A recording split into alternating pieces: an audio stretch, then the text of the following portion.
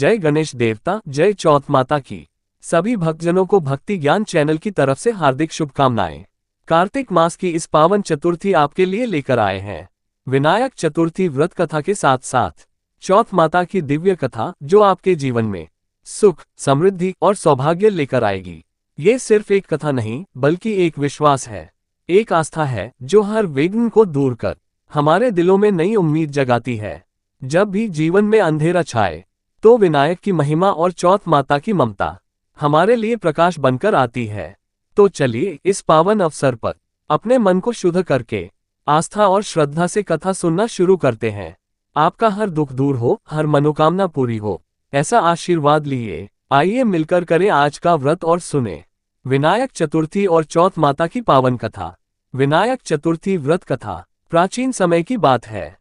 एक नगर में राजा अभिजीत नाम के धर्मात्मा राजा राज्य करते थे। उनकी रानी बड़ी पतिव्रता थी, परंतु दोनों के कोई संतान नहीं थी।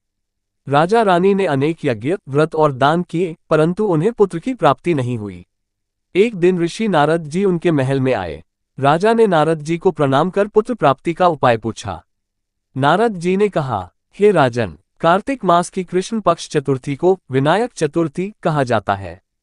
उस दिन आप दोनों गणेश जी का व्रत करें, पूजन करें और कथा सुने। भगवान गणेश जी आपके जीवन से विघ्नों को दूर कर पुत्र सुख प्रदान करेंगे। राजा रानी ने ऋषि के वचनों का पालन किया, व्रत किया, दिन भर उपवास रखा, रात्रि में गणेश जी की कथा सुनी और पूजा अर्चना की। भगवान गणेश जी उन पर प्रसन्न हुए और कहा, हे राजन, तुम्हें सुंदर, गुणवान और तेजस्वी पुत्र की प्राप्ति होगी। कुछ समय पश्चात रानी ने एक सुंदर पुत्र को जन्म दिया। राजा का घर खुशियों से भर गया। तब से ही यह व्रत प्रचलित हुआ कि जो व्यक्ति श्रद्धा और भक्ति से विनायक चतुर्थी का व्रत करता है, उसके जीवन के सभी विघ्न दूर होकर मनोकामनाएं पूर्ण होती हैं। चौथ माता की कथा। एक समय एक नगर में एक ब्राह्मण परिवार रहता था। उस घर की स्त्री हर महीने की चतुर्थी तिथि को चौथ माता का व्रत रखती थी। भगवान गणेश जी की पूजा करती थी और कथा सुनती थी। घर में उसकी बहू नहीं आई थी। एक दिन उसने देखा कि सास पूरे दिन उपवास करती है, पूजा करती है।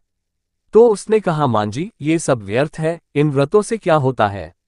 सास ने समझाया, बेटी, ये चौथ माता का व्रत है। जो इसे श्रद्धा से करती है, उसके घर में सुख, शांति, सौभाग्य और संतान सुख बना रहता है। परंतु बहू ने बात नहीं मानी और उसने व्रत नहीं किया। कुछ ही दिनों में उसके बच्चे बीमार पड़ गए, घर में क्लेश बढ़ गया। तब सास ने कहा, बेटी, ये सब चौथ माता की कृपा न मिलने का परिणाम है। तुम अगले मास श्रद्धा से व्रत रखो।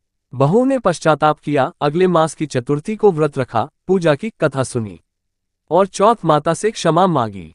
चौथ माता प्रसन्न हुई, उसके बच्चे स्वस्थ हो गए और घर में फिर से सुख शांति लौट आए।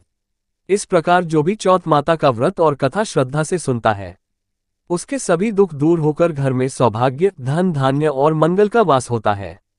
समापन प्रार्थना। वक्रतुंड महाकाय सूर्यकोटि समप्रभ निर्विघ्न कुरु मे देव सर्वकार्येषु सर्वदा। जय गणेश, जय गणेश, जय गणेश देवा। माता जौ की पार्वती, पिता महादेव।